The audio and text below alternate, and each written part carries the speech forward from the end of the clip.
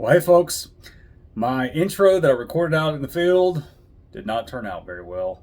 So I'm doing the intro back at the house. The hunt is complete.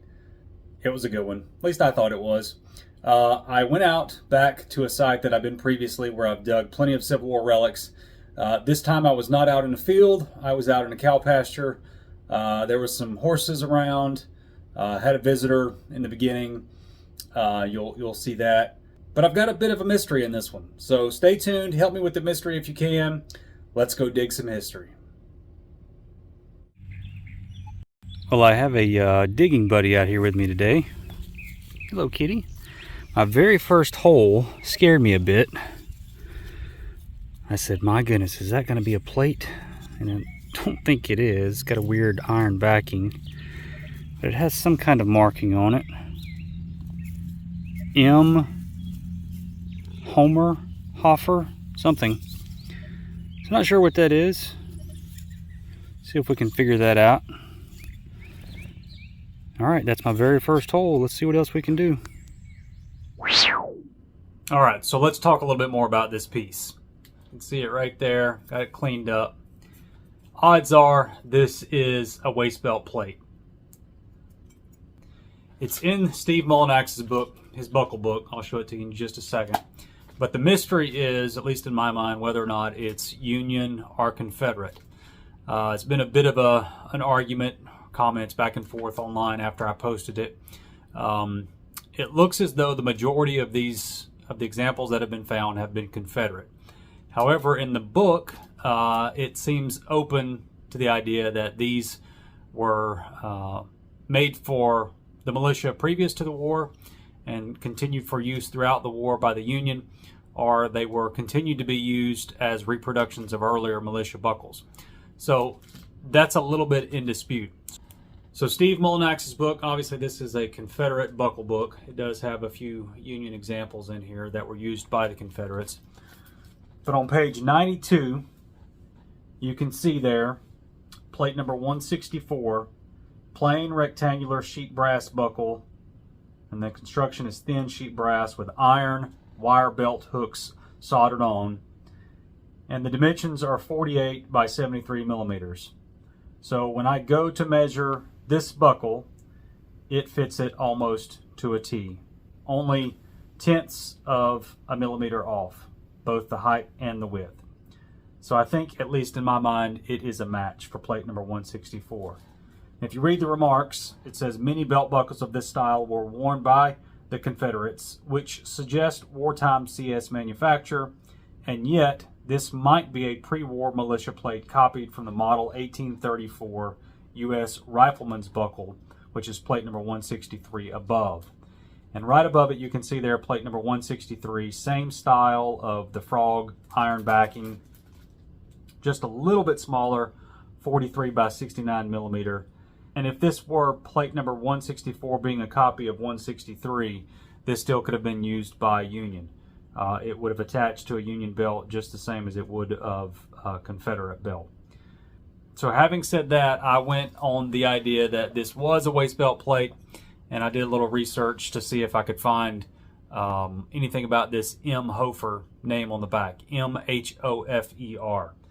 If it was a manufacturer or a retailer, I could not locate it. I did not find any examples, any evidence whatsoever that any company by that name or manufacturer by that name supplied belts, supplied anything to either the Union or Confederacy during the war. So I sort of set that idea to the side for a moment. Then I said, okay, well, what if that's an actual name of a soldier? And there are many other examples of waist belt plates that have names etched in or stamped in, marked somehow by the name of the soldier. So using the online Civil War database, I looked. There were actually no Confederate soldiers by the name M. Hofer, H-O-F-E-R, but there were 5 that fought on the Union side. So I narrowed it down even further, looking at who they fought with, what units, and the only unit, the only M. Hofer that was with a unit that was in the Memphis area was a Michael J. Hofer, who fought with the 16th Regiment Ohio Infantry, and he was actually attached to Company A.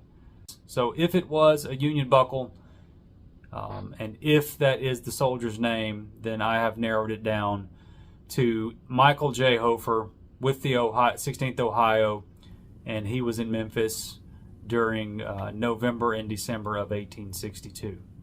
So I am at least somewhat confident that this is a waist belt sheet brass plate. The question is whether or not it was Union or Confederate, and whether or not that's the name of a retailer or an actual soldier. I think my guess that it is the name of a soldier is just as good as any other at this point, so that's what I'm going to go with.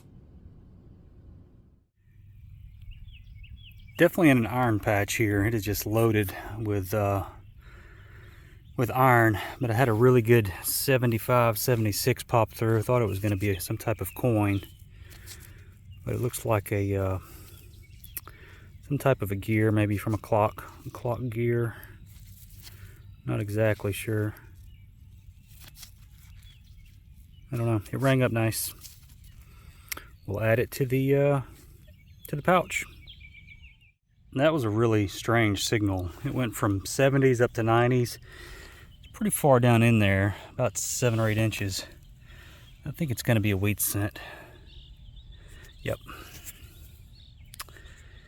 It's a greenie. Tell you what, I did not miss these bugs. Summer months of heats brought them out. What's the date?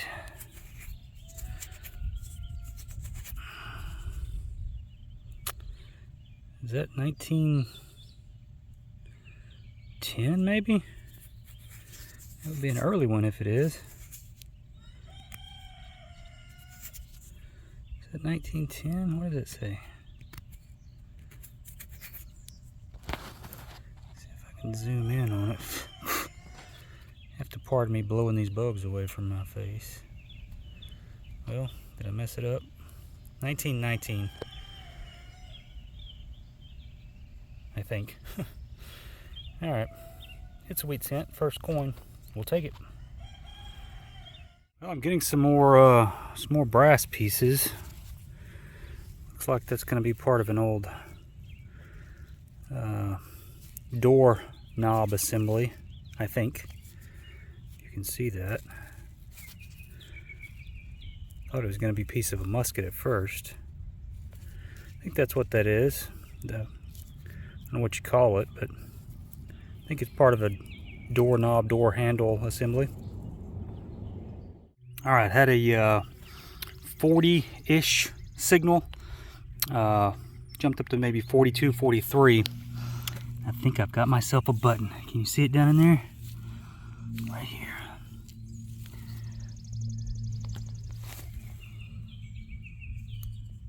Yep, there's the shank. It's going to be a 2-piece. What's it going to be? It looks very dark. I wonder if it was in a fire. What's it going to be? What's it going to be? I see something there. I see an eagle. I think it's going to be a... Alright, I'm not sure. Let me get a brush on it, and I'll be right back. Alright, well there you go, guys. It's going to be post-war. Indian Wars period, 1875 to 1902. Already see the back mark. Horseman. Sorry, I got bugs all over me. Horseman Bros and Company, Philadelphia. So yeah, pretty sure that's post-war. End of the century there. Definitely still a cool find. Definitely looks like it was in a fire. See that black? How it's blackened. But no doubt about it, Eagle and Shield, General Service, code button. Awesome. Here's the General Service post-Civil War Eagle and Shield button. Right at a 45. Figured this was going to be a wheat cent, and I think it is. It was a 74 or 75. Yep. 1941. Okay, let's find the older stuff here. Second coin of the day, second wheat cent of the day. Got some good detail on Abe. Alright, let's get the older stuff. Well, had another really good signal, and I know what it is. It's an old lock bar. Yeah, it's got a nice green patina to it. Wonder where the actual lock is. That'd be cool if I could find it. That rang up nice. High 60s. Had a little bit of a tail on the target trace. Okay, we'll take that. I'm getting some really good signals and some interesting targets.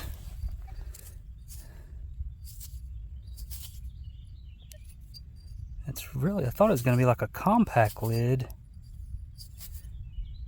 What is that? It's very heavy. It's heavier than a compact lid should be. But it's got the little ridged design on the back. Let me brush it just to make sure there's nothing else on it, but I don't think it's going to be anything.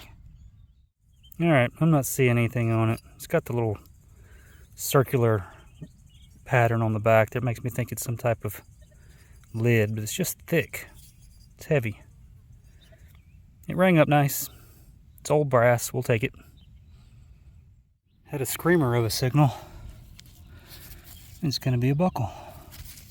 Definitely horse tack. Definitely horse tack on that one. But we'll take it.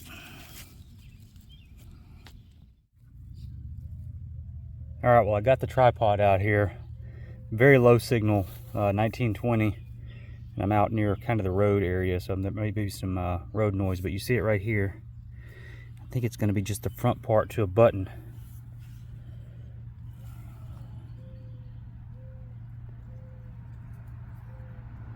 I think that's what that's going to be.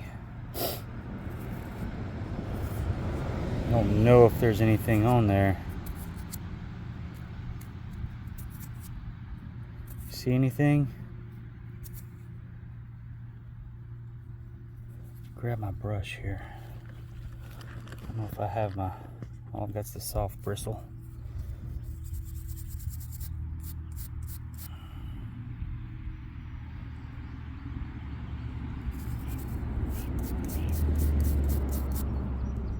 I'm not sure if that's a... What is that?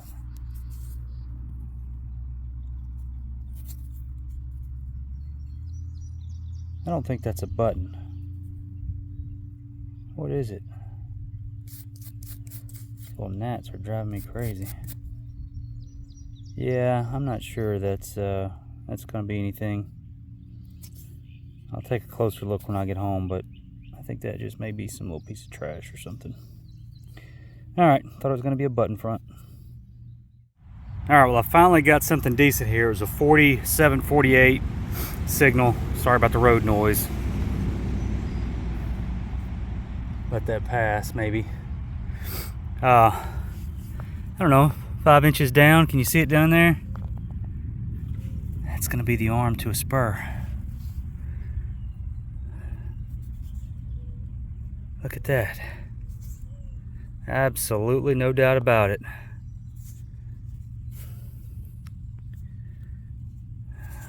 Not sure what model that is. I haven't found one that type before. It's got a square strap box. Pretty thin arm here. This may be civilian. Typically the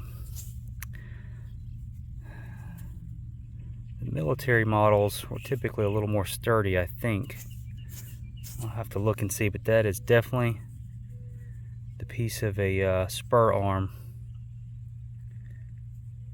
That's very cool. All right, well,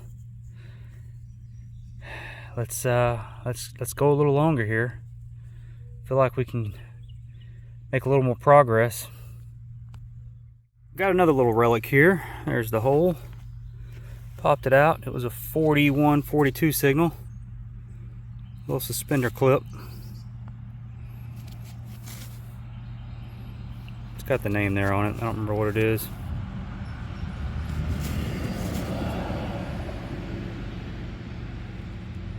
What's that say?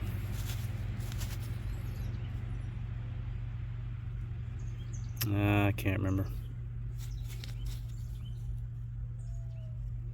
I think I had it right the first time.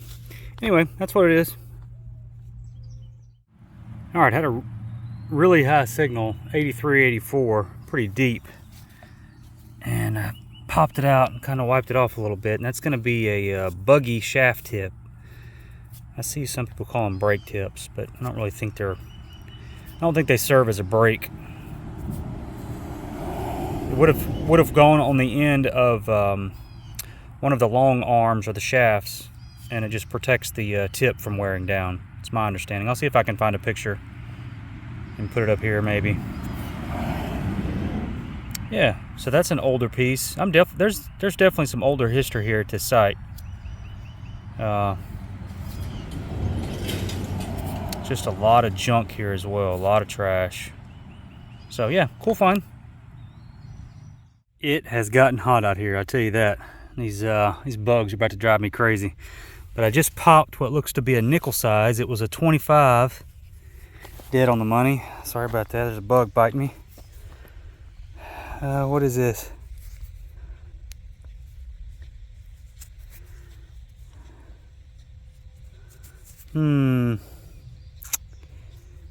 What is it? Is that going to be a modern nickel? Jefferson? Yeah, looks like it. I think that's what it is. If not, I'll come back. Yeah, there's Jefferson now. I see him. Alright, well, there's a nickel.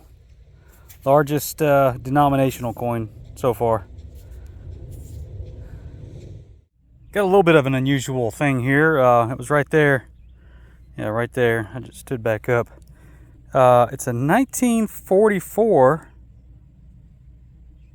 You see that? 1944 nickel S, which would mean this is a war nickel, which means it's about 35% silver. But look at the coloration of this thing. It's definitely very smooth, no corrosion. I don't know what the deal with the coloring is, though. I've never seen a war nickel that dark. Shovel's falling. But I think that is, if I'm correct, 1944 S, San Francisco. I think they all struck the silver war nickels, all 3 mints. I'll have to look it up, but okay, maybe on the board with a little bit of silver. I guess that's well, not quite the oldest coin. All right, we'll take that. Well, I'm out in a little washout area. You can see how dry it is right now. There's a few holes. That was a clad quarter right there, actually. Got pretty excited, but it was clad. But you can see I'm just kind of working this little dry area, an area that's likely not been hit before. If anyone else has been here, it's probably been underwater most of the time. But I don't think anyone else has really detected here. I'm not sure. But I just had a 4950 signal and thought I'd show you this right here. Yes, sir. Look at that. Is that going to be a little, what is that? Is that one of those little weird 2-ringers? What is that? It's got to be like 58 caliber. Leave me alone, bugs. I can't really tell if that's, it doesn't look like. I'm not sure if like the base is damaged or if that's a, there were 2-ringers. Hey, I don't know. I'll look it up to be sure. But that's a Civil War bullet right there. Awesome, awesome, awesome. Okay. I'm so hot. We'll give it just a little bit longer. All right, well, there's the board. Not a lot there, but pretty happy with what it is. Let's go ahead and run through this. I think got most of this recorded. So there's the lock bar, the little gear piece. I don't know if I got that. Some kind of little knob, not sure. Big piece of lead. Pretty sure this is horse tack, that buckle. Got a big piece of brass. Don't know what that is. Somebody will know. I think it's more modern. Got this piece. This was interesting. I don't know what this is. Old brass. It's broke. Down here at the bottom it's broken, you can tell. There's this compact lid thing. You can see the circular grooves. That's what makes me think it's like a compact lid, but it's very thick, so I don't know. Here's the buggy shaft tip. The cool thing about this is actually there was the piece of wood still in it. Look at that. I started cleaning out and I realized that was wood down there, and so I kind of pulled it out, and that's the piece of wood that was still inside it. That's pretty cool. So yeah, that's a cool find. I've found a few of those before. There's the little suspender clip, the door jamb piece. Got some clad, ended up having 3 wheat cents. What else? Got the lock escutcheon piece. That's what I was thinking was going to be the front of a button, but it's not. This is some kind of little lead button though. The holes are closed up on its smash, but you can tell they were there. That's definitely a lead button. At least that's what I think it is. So that's pretty cool. Yeah, 3 wheat cents. Got the Spur piece. Found a similar one online, a Confederate issue. Not exactly sure that was a perfect match, but it looked very similar. Odds are that, you know, it was military just because of the location, but I've gotten a bunch of these strap boxes off Spurs. Only dug the one complete Spur. That was back in an episode previously.